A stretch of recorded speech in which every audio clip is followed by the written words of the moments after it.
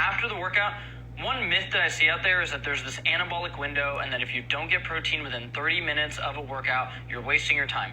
That's not true at all. There's a lot of papers on the anabolic window completely debunking it. This does in fact appear to be accurate.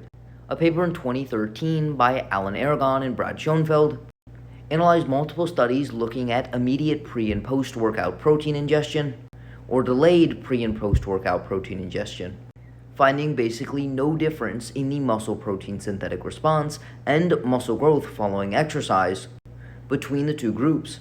Another study in 2024 had participants either consume protein 3 hours prior and 3 hours post-exercise, or immediately before and immediately after exercise, and once again found essentially no difference.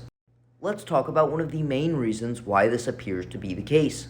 Muscle hypertrophy occurs when the rate of protein synthesis exceeds the rate of protein degradation. The main organelle inside of our muscle cells responsible for protein synthesis are ribosomes. The amount of these ribosomes and their activity will determine the amount of protein that is synthesized every single day. Essentially, they regulate the anabolic response to protein ingestion.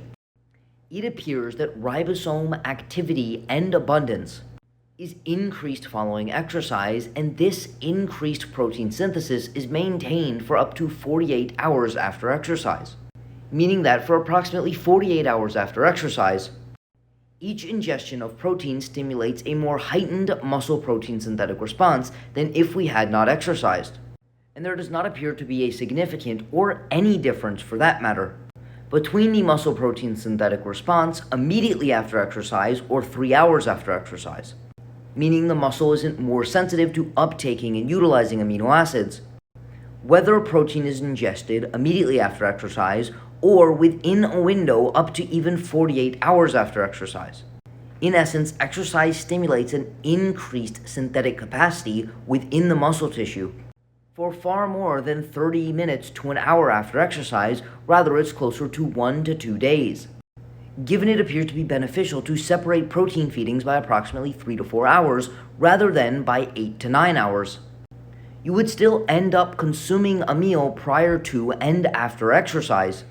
However, whether this occurs immediately after exercise or 1 to 4 hours after exercise, the data we currently have indicate there is no tangible difference, because exercise appears to heighten the sensitivity of muscles to synthesize proteins in response to protein ingestion for much longer than 30 to 60 minutes after exercise. Rather, it's closer to 1 to 2 days after exercise. With that being said, if you'd like an individualized approach to your nutrition and lifestyle to optimize your health, energy, and body composition, send me a DM to sign up for coaching.